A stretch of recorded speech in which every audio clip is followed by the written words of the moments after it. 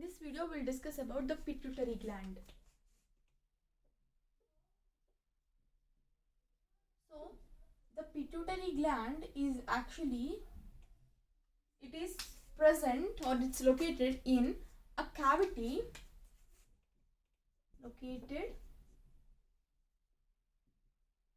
in a cavity which is known as sella turcica. So this is this is the term that we give to the cavity where pituitary gland is present. It is present in the sella turcica.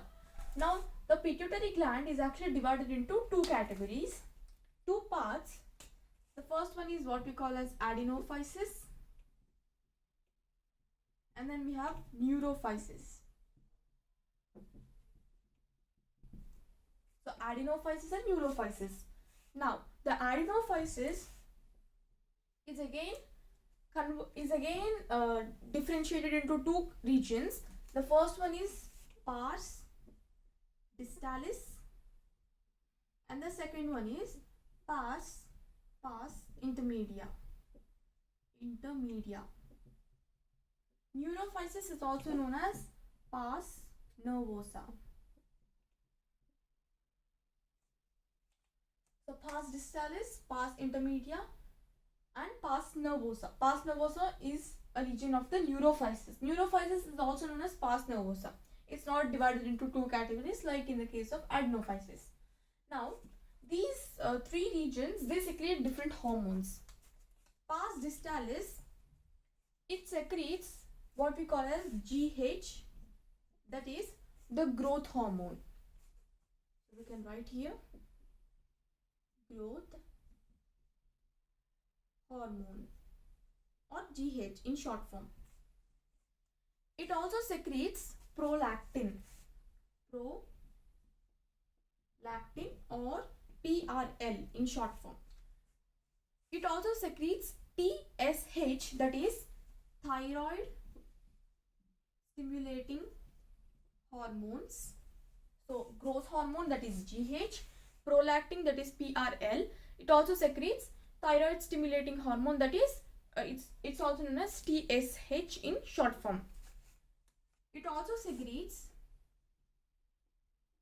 adrenocorticotrophic hormone.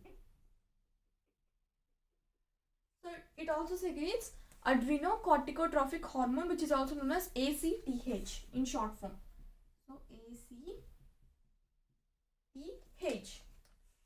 The next hormone which it releases, which the pars distalis region releases, is called as luteinizing hormone or LH. Lastly, it also secretes FSH, that is follicle stimulating hormone.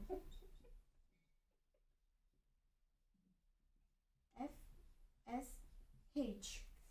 So pars distalis, it secretes these many hormones: growth hormone, prolactin, thyroid stimulating hormone, adrenocorticotrophic hormone, that is ACTH.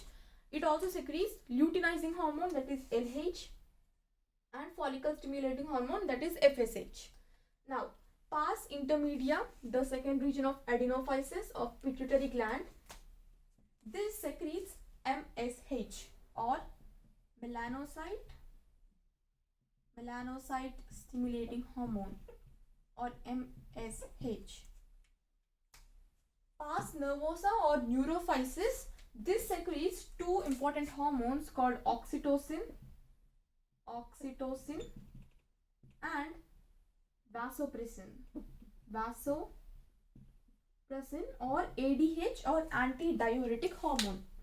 Now these are the different hormones that are secreted by these three regions of the pituitary gland. So the three regions are pars distalis, pars intermedia, pars nervosa. Now let's learn about the functions of all these hormones, what they actually do, what is their role. The first one is the growth hormone. This growth hormone actually it helps in the growth. But there is actually a disorder related to the growth hormone which is known as acromegaly. Acromegaly. Acromegaly is a condition where there is an increase in the growth. So what happens is, it mostly happens in adults in middle age, especially the face. So there is disfigurement. So in adults, acromegaly is so much growth is happening. So there is a lot of GH which is secreted by this pituitary gland. That's why there is a improper figurement of the body. So that's why it happens in adults in middle age, mostly during middle age. Especially the face become very weird in the case of acromegaly. The next hormone is prolactin, that is PRL. Now as the name suggests, prolactin, L-lactin means something related to milk. So the prolactin hormone or PRL, it actually regulates the growth of mammary glands. It regulates growth of the mammary glands, and it also regulates the milk in the mammary glands. So that is something related to the milk. So that's why it's called as prolactin. It regulates the growth of the mammary gland. The next hormone is thyroid stimulating hormone or TSH. TSH. As the name suggests, it stimulates the thyroid hormones. So it stimulates the hormones which are secreted by thyroid gland. Thyroid hormones.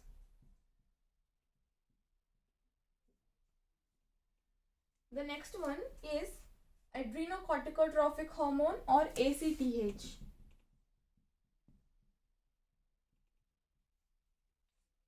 Now this hormone ACTH, it actually stimulates the secretion of steroid hormones. So it stimulates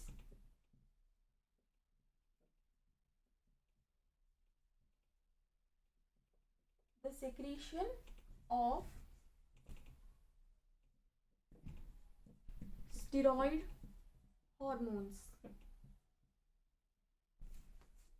So adrenocorticotropic hormone or ACTH, it stimulates the secretion of the steroid hormone. So we know that hormones are, they may be protein or they may be steroid in nature. So this ACTH, it stimulates the secretion of these steroid hormones.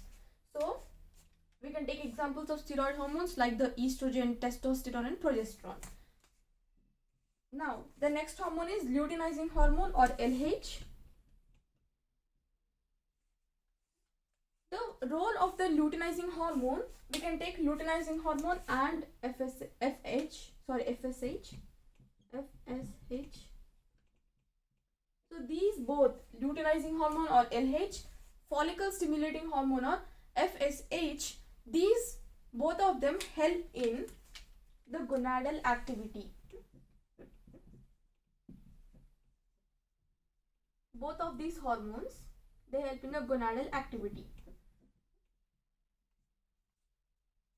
So this is what happens in both males and females. Now especially in case of males, the luteinizing hormone, so we can write here in males, luteinizing hormone stimulates the secretion of androgens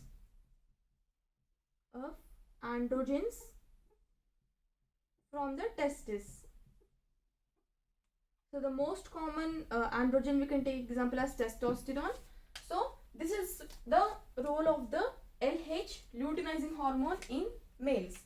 So this is, we have taken an example of all these pars distalis. So all the hormones that are secreted by the region pars distalis. Now let's come to pars intermedia, which consists of melanocyte stimulating hormone. Now MSH. As the name suggests, it acts on melanocytes. It acts on melanocytes And what is the function of these melanocytes? They actually give the color to the skin. So it acts on melanocytes and it regulates, and this MSH regulates the pigmentation of the color of the skin.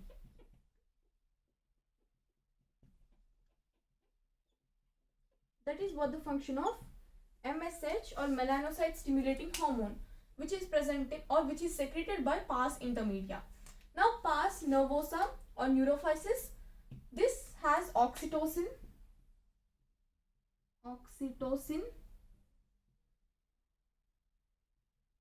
and vasopressin.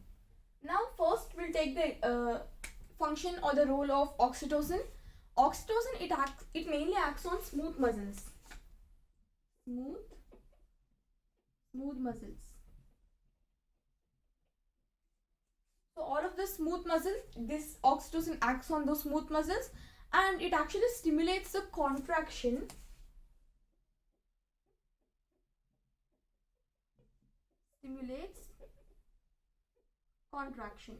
of these smooth muscles. For example, in females, the oxytocin, it helps in the contraction of the uterus during the childbirth. This is an example. So the oxytocin, it acts on smooth muscles and it stimulates the contraction of the smooth muscles. The next hormone lastly is ADH or vasopressin or antidiuretic hormone. Now here also we'll discuss one disorder, but firstly the ADH, it acts on kidney.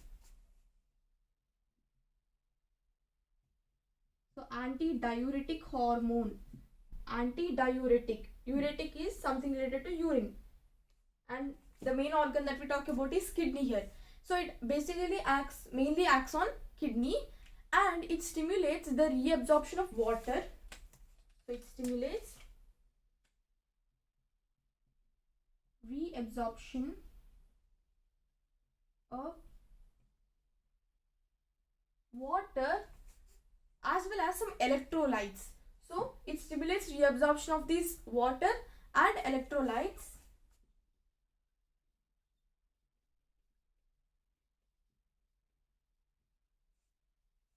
So the reabsorption of water and electrolytes by distal tubule, the distal convoluted tubule. So when we studied the structure of the nephron, there we learnt about the Bowman's capsule and the glomerulus, and we also learnt about PCT and DCT, distal convoluted tubule, DT or DCT. So this ADH, it stimulates the reabsorption of water and the electrolytes by distal tubule, and the main function of the ADH is to decrease the loss of water. It decreases the loss of water through urine. You can write here, decreases loss of water through urine.